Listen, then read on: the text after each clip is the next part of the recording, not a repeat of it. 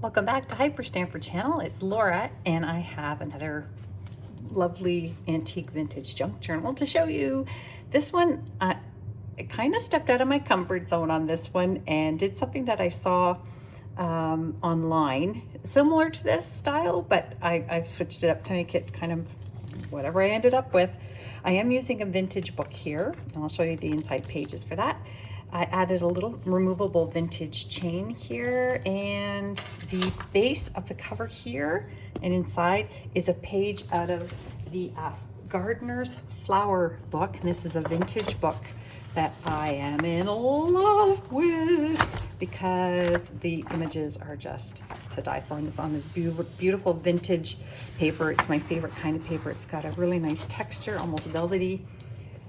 So I'm really happy, and I just made a torn window, 3 frames out of antique paper, and I tore this out of another vintage antique book with the title Beloved, and I made some paper flowers here out of antique paper. So it's different. I hope you like it. I really had fun making it. It was weird stepping out of my comfort zone.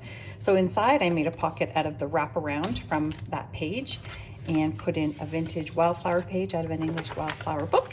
And then, as usual, I've got all the wonderful tucks and surprises inside from vintage magazines from the 50s, like this one, to, this one I had to write a note to myself to remember where the book title, it was called, it's a Beatrix Potter book from 1932, and it's the tale of Ginger and Pickles. And it's the little kitty cat and the bunnies and the little mouse and dog. It's just adorable. It took me a long time to part with these, and I did find out after I tore it apart that the book was actually of good value, but I liked it better in many journals than instead of somebody having just one little book. So I hope I can pass that on to everybody else for the joy of owning a Beatrix Potter plate. So here we are here. This is a 1936 postcard, and it's just lovely and very special because this is a botanical theme. I added this vintage embroidered hanky, and look how lovely that is. And that is a never used, never purchased hanky. That's going to live here now. Wonderful little embellishments and a vintage recipe book spread here with wonderful colors, and another vintage book page here. And inside I just put antique poem from a poetry book with a little blank spot for journaling, one of Pearl's Shop's receipts for journaling on as well. And then this is from a craft book. Look how pretty that is. This one is on ribbons and smocking. I put in my tea-dyed pages amongst the rest, which is all antique and vintage ephemera. And this is from a children's book page. Look how sweet this is. Helping mom clean up and wash, and then you've got finding out about nature down here. And then this is a piece from that needlepoint or cross stitch, I forget which one. It was to upholster a chair, and they never got around to doing it, so I acquired those. And this here is another, look at this photo from my collection. This is from the 1920s. Look at that fantastic car, and the wonderful lady here in her 1920s frocks and her hat, and he's in a dapper suit.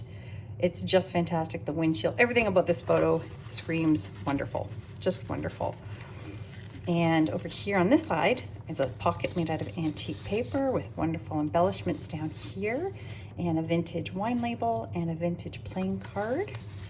And that again is from Prince Edward's visit to Canada. This is a page from the 1800s, the Eclectic series, and it's got a lovely, lovely image here. Look at that Victorian image. Isn't that sweet? And then a 1930s book page here. Look at that. That's fantastic.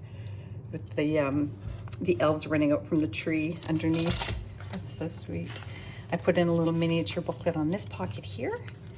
Just you can journal on some of these, and some handwriting there from 100 years ago, which is sort of sweet. Some 1930s Monopoly money, and a shorthand page book. And look at this sweet, sweet page, Jack's Pet. Jack and Blackie. That is wonderful. That is from the 1940s. And this is really special. This I wasn't going to part with, but I put in both the greeting card and the original envelope that came with it. And this is from the 40s, I believe. It could be earlier, certainly not later.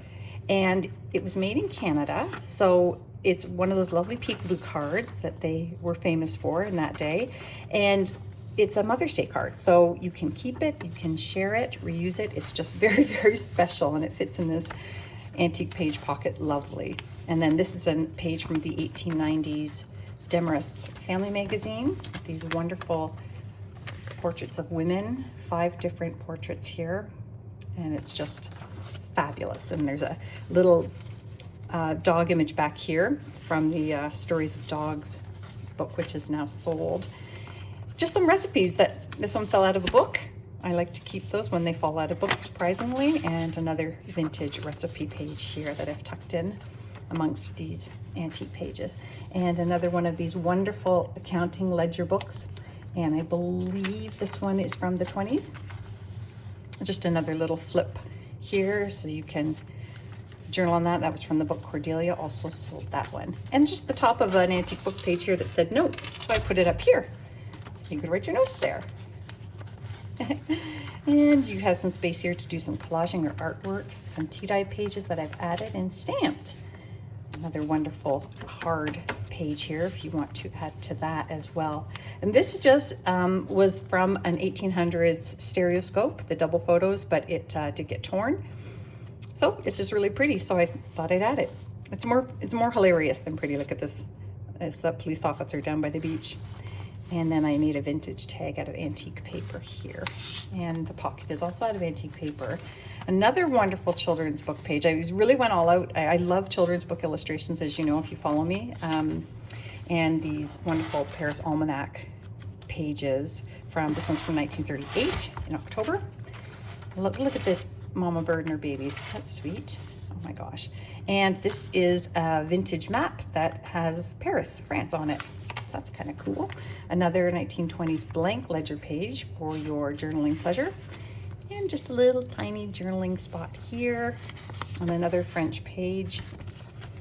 And there's a little tiny pocket down here you can add your own fun to. And this very old crocheted doily. I did not glue it down because it was very precious, and I thought if you want to do something else with it, you most certainly can. And that brings us almost to the end. I put in this this cover of this recipe book because I just thought it was really sweet.